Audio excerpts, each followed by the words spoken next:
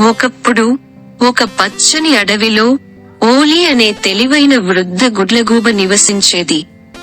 Woolly తన జ్ఞానం మరియు సరసత కోసం అడవిలోని అన్ని జంతువులచే గౌరవించబడ్డాడు. ఒక రోజు కుందేళ్లు మరియు ఉడుతల మధ్య జెసి బెర్రీలతో సమృద్ధిగా ఉన్న నిర్దిష్ట భూమిని ఎవరు కలిగి ఉన్నారనే దానిపై వివాదం తలెత్తింది. కుందేళ్లు తాము మొదట భూమిని కనుగొన్నామని పేర్కొన్నాయి.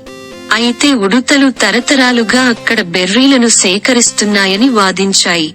వివాదాన్ని తామే పరిష్కరించుకోలేక ఓలీని బుజ్జగించాలని నిర్ణయించుకున్నారు. రెండు వైపులా ఓపికగా వింటూ ఓలీ ఒక పరిష్కారాన్ని సూచించే ముందు ఒక క్షణం ఆలోచించాడు. భూమిపై కొట్లాటకు బదులు సమానంగా పంచుకోవాలని ఆయన ప్రతిపాదించారు. కుందేళ్లు మరియు ఉడుతలు వంతుల వారీగా బెర్రీలను సేకరిస్తాయి.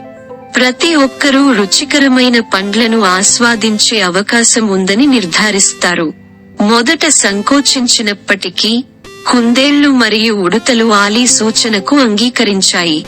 భూమిని విభజించడానికి మరియు షెడ్యూల్ను రూపొందించడానికి వారు కలిసి పనిచేసినందున సంఘర్షణ కంటే సహకారం గొప్ప ప్రయోజనాలను తెచ్చిందని వారు గ్రహించారు.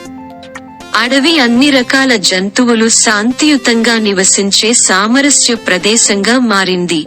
ఆ రోజు నుండి విభేదాలు వచ్చినప్పుడల్లా అడవి జంతువులు మార్గదర్శకత్వం కోసం ఒల్లీని ఆశ్రయించాయి.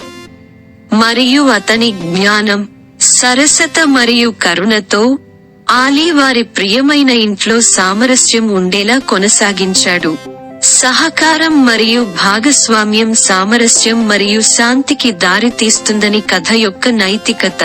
వనరులు లేదా భూభాగంపై పోరాడే బదులు కలిసి పని చేయడం మరియు రాజీని కనుగొనడం ప్రతి ఒక్కరికి ప్రయోజనం చేకూరుస్తుంది. అదనంగా తెలివైన వ్యక్తుల నుండి జ్ఞానం మరియు మార్గదర్శకత్వం కోరడం వివాదాలను న్యాయమైన మరియు న్యాయమైన పద్ధతిలో పరిష్కరించడంలో సహాయపడుతుంది.